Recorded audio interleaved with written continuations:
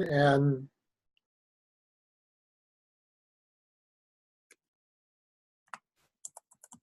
there.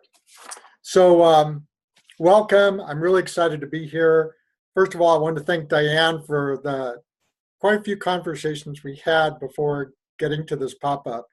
They were fun, exploratory, and I really get carried along by Diane's passion and commitment for this type of thinking, so it's very fun. And I also appreciate her for giving me this opportunity to talk with you about these important issues. So on the screen are questions to help guide a discussion today after about a 20-minute, after about a 20-minute presentation. First, I want to briefly introduce myself. I started out in academic psychiatry at the University of Colorado Health Sciences Center, and then became a leader of clinical and quality services in healthcare for about 24 years. And I eventually became medical director of clinical improvement at Group Health Cooperative in Seattle, which is now part of Kaiser, where I was responsible for the development, updating, and implementation of more than 30 evidence-based guidelines for chronic illness care and prevention across a $1 billion statewide delivery system. Also, for the past 16 years, I've served as a faculty and improvement advisor on multiple different projects for the Institute for Healthcare Improvement. Now, during all that time, my core passion has been how to facilitate leadership and team development. And the last 8 years, I finally brought my personal and professional passions together by devoting my work exclusively to that. Now, the approach I present today has been driven by a central dilemma that I faced as a leader, which was how to respond day to day to the huge number of complex, often emotionally intense, and interpersonally messy situations I faced in ways which both fostered progress to results and also helped to develop empowered work relationships. So both of those at the same time. So it was out of practical necessity that I asked this first question, which is how necessary and feasible is a set of simple rules for leaders to shape culture in their organizations?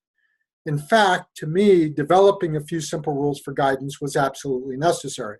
For one thing, I can't remember more than 3 to 5 things on my feet if I'm lucky.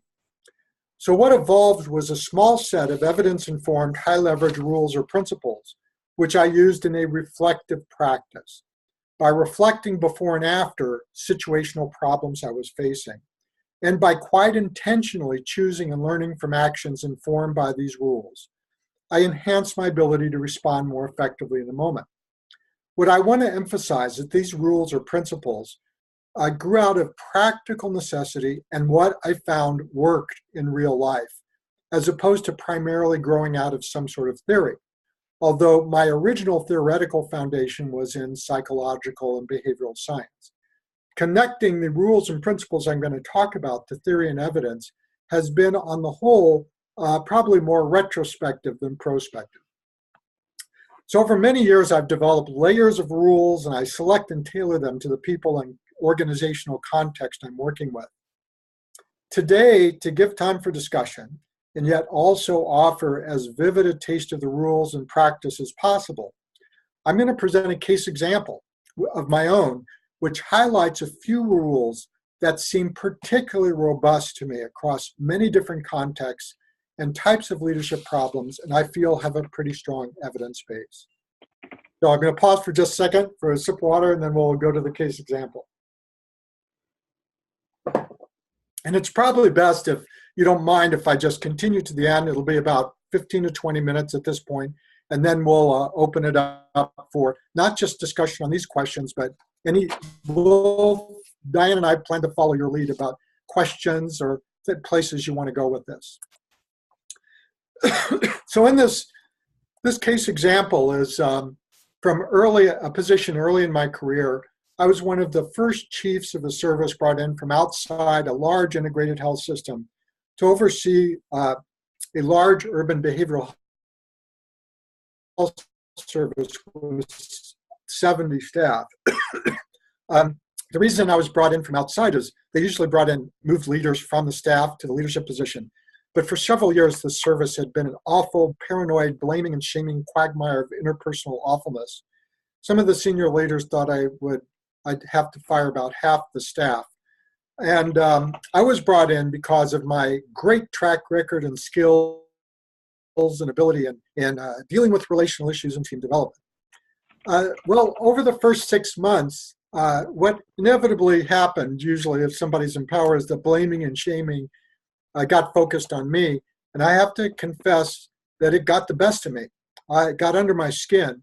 And I began acting in ways that were counter to my own values. I would be a little bit more irritable, abrupt, perfunctory, and directive. I had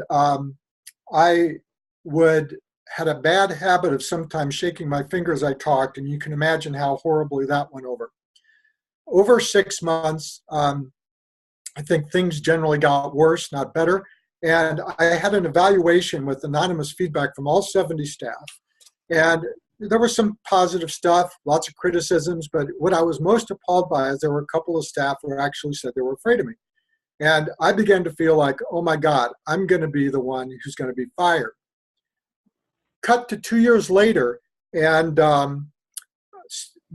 incidentally, up to that point, finances were in trouble, access was poor, lots of patient complaints, of course, poor staff morale.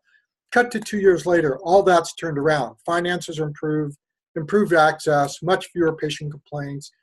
But what was most remarkable to me is that some of the staff who had professionals, psychologists, psychiatrists, social workers, who'd been most difficult to deal with and I thought might need to be fired, turned out to be some of the most adept at conflict resolution and relational work. And this is without any skills training, and we didn't really have any long retreats. So what's remarkable to me is how bad highly skilled, well-intentional professionals can look in a difficult context. So let's go back to that 6-month point where I think I'm going to get fired. And I was lucky to have and Diane, if there's anything I should pay attention to, please let me know. So at 6 months, luckily I was able to hook up with an internal organizational development consultant.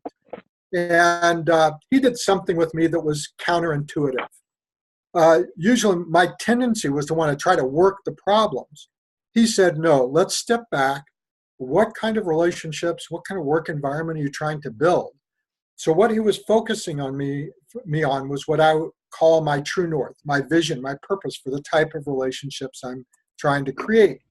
And for me, being an evidence-based kind of guy, it's not that I hadn't done this sort of true north visioning work before, but what's remarkable to me is how easy it is to lose hold of one's vision and instead get mired in working problems. So here was the vision I articulated more with this organizational development consultant. There is strong, compelling evidence that environments of empowerment, engagement, and intrinsic motivation get far better results across the board than other types of environments. I think the strongest evidence comes from the intrinsic motivation, 40 years of research, and where intrinsic motivation for people come to a task out of interest, enthusiasm, because it's important to them. What's interesting to me about intrinsic motivation is it does not develop primarily by messaging from a charismatic leader. The way it most often develops is by people talking their way to it, by being able to connect what's important to them to what's going on in the organization, by being able to express concerns and ideas about risks. So what it requires is open and honest communication in which people can say things like, I agree, I disagree,